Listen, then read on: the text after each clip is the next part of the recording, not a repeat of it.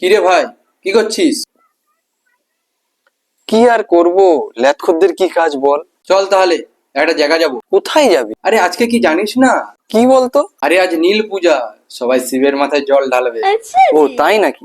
তাতে আমি কি করব কি আরে পাগল নাকি? শিবের মাথায় জল ঢালা মানে মেয়েরাও জল ঢালতে আসবে। बात तो सही है। আসবে তো আসবে, তাতে কি হয়েছে? কতদিন আর ভগবানের আশায় থেকে সিঙ্গেল থাকবো। চ, আজ একটা পার্বতী খুঁজে নিয়ে আসবোই। সেটাও ঠিক। দাঁড়া, রেডি হয়ে নি। চ তাহলে। এই জামা প্যান্ট পরে যাবি? আরে আমরা ছেলে, লুঙ্গি আর গেঞ্জিতে মেয়ে প্রেমে পড়ে যাচ্ছে। আর আমি তো তার থেকে অনেক ভালো জামা প্যান্ট পরেছি।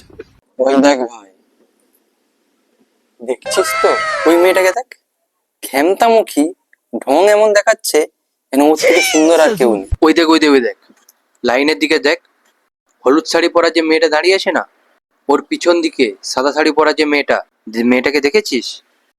সেই দেখতে ভাই, মনে হচ্ছে ওটাই আমার পার্বতী। তারপরের মেয়েটাকে দেখ ভাই। মামনি, লাইনে দাঁড়াতে হবে না, আমিই তোমার শিব।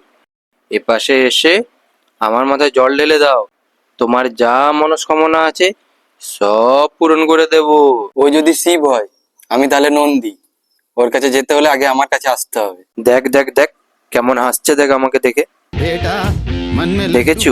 দেখতে এই ওখানে কে রে? মেয়েদের টোন কাটছে, ধোলাই খাবি নাকি?